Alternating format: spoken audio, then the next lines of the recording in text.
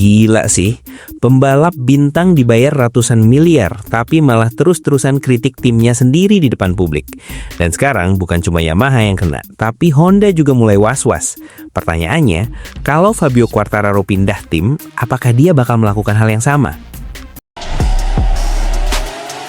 Situasi MotoGP musim ini memang lagi panas. Performa Yamaha jauh dari harapan. Dan Fabio sebagai juara dunia jelas gak bisa menerima kalau terus berada di posisi belakang. Masalahnya bukan cuma soal hasil, tapi cara dia menyampaikan kekecewaan.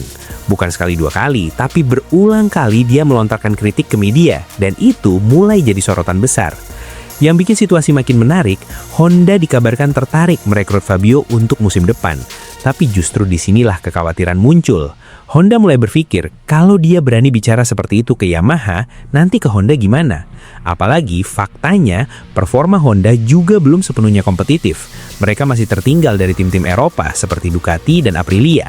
Jadi, kemungkinan Fabio tetap harus menghadapi motor yang belum sempurna.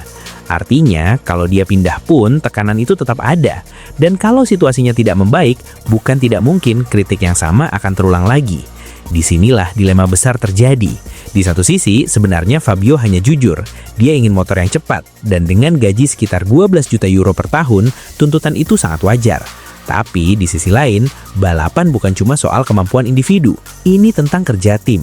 Kalau seorang pembalap terus mengeluh di depan publik, dampaknya bisa besar. Bukan hanya menurunkan semangat tim, tapi juga menciptakan suasana negatif di dalam garasi dan bahkan merusak citra brand. Dan untuk pabrikan Jepang seperti Yamaha dan Honda, menjaga keharmonisan tim itu sangat penting. Mereka tidak hanya ingin menang, tapi juga menjaga profesionalisme dalam kondisi apapun. Menariknya, ini bukan pertama kali situasi seperti ini terjadi. Dulu, Marc Marquez juga pernah merasa frustasi dengan Honda. Tapi, respons Honda saat itu cukup tegas.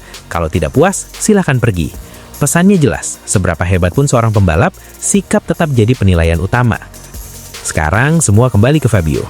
Apakah dia akan mulai menahan diri dan bermain lebih rapi di depan media, atau tetap belak-belakan tanpa rem seperti saat di lintasan?